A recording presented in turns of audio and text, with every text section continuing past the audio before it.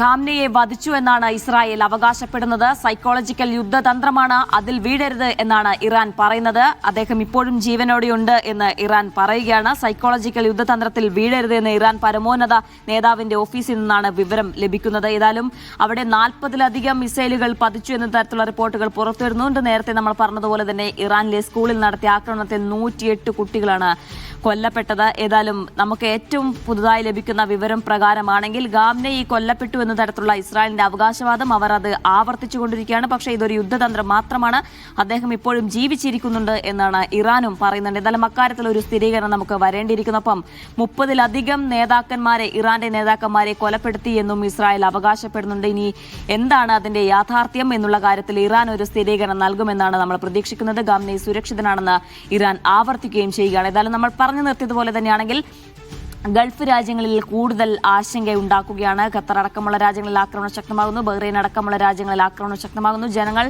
പുറത്തിറങ്ങി നടക്കുന്ന ഘട്ടത്തിലാണ് തലയ്ക്ക് മുകളിലൂടെ ഡ്രോൺ ലക്ഷ്യമാക്കി ഫ്ളാറ്റ് സമുച്ചയങ്ങളടക്കം ലക്ഷ്യമാക്കി പോകുന്നത് നമ്മൾ കണ്ടതാണ്. ജനങ്ങൾ തിങ്ങിപ്പാർക്കുന്ന മേഖലയിലാണ് ഇത്തരത്തിൽ ഡ്രോൺ ആക്രമണം നടത്തിയത് എന്നതാണ് ഏറ്റവും അതിന്റെ ഗൗരവതരമായ കാര്യം എന്ന് പറയുന്നത്. നേരത്തെ നമ്മൾ പറഞ്ഞതുപോലെ തന്നെ അത് അമേരിക്കയുടെ സൈനിക താവളങ്ങളെ മാത്രം ലക്ഷ്യമിട്ടായിരുന്നു എന്നാണ് നമ്മൾ ആദ്യം മനസ്സിലാക്കിയത്. പക്ഷേ പിന്നീട് പുറത്തുവരുന്ന റിപ്പോർട്ട് പ്രകാരമാണെങ്കിൽ അത് ജനങ്ങൾ തിങ്ങിപ്പാർക്കുന്ന ഇടയിലേക്ക് കൂടി ഇറാന്റെ ഭാഗത്ത് നിന്ന് ആക്രമണം ഉണ്ടായി എന്നുള്ള ഞെട്ടിക്കുന്ന വിവരമാണ് പുറത്തു വന്നത്.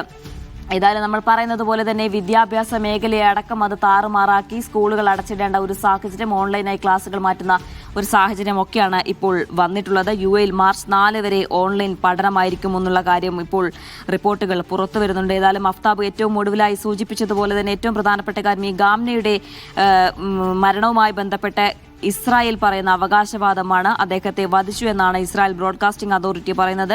യുഎസിലെ ഇസ്രായേൽ അംബാസിഡറും ഇത് തന്നെയാണ് പറയുന്നത്. പക്ഷേ ഇറാൻ പറയുന്നത് സൈക്കോളജിക്കൽ യുദ്ധതന്ത്രത്തിൽ വീഴരുത് എന്നാണ് പരമോന്നത നേതാവിന്റെ ഓഫീസിൽ നിന്നുള്ള വിവരം. അങ്ങനെയാണ് പറയുന്നത്. സ്കൂൾ ആക്രമണത്തിൽ മരണം 108 എന്നുള്ള വാർത്തയും ഈ ഘട്ടത്തിൽ പുറത്തു വരുന്നുണ്ട്. ഏതായാലും പശ്ചിമേഷ്യയുടെ മുഖം ഞങ്ങൾ മാറ്റും എന്നുള്ള നെതന്യാഹുവിന്റെ പ്രഖ്യാപനവും നമ്മൾ പ്രധാനമായും എടുത്തു കാണേണ്ടതാണ്. നിലവിലെ ഇറാൻ ഭരണകൂടം ഇനി തുടരാൻ പാടില്ല, ഭരണകൂടത്തെ മൊത്തത്തിൽ തകർക്കുക എന്നതാണ് തങ്ങളുടെ ലക്ഷ്യം എന്ന തരത്തിലുള്ള പ്രതികരണമാണ് ഇസ്രായേലിന്റെ ഭാഗത്തു നിന്നും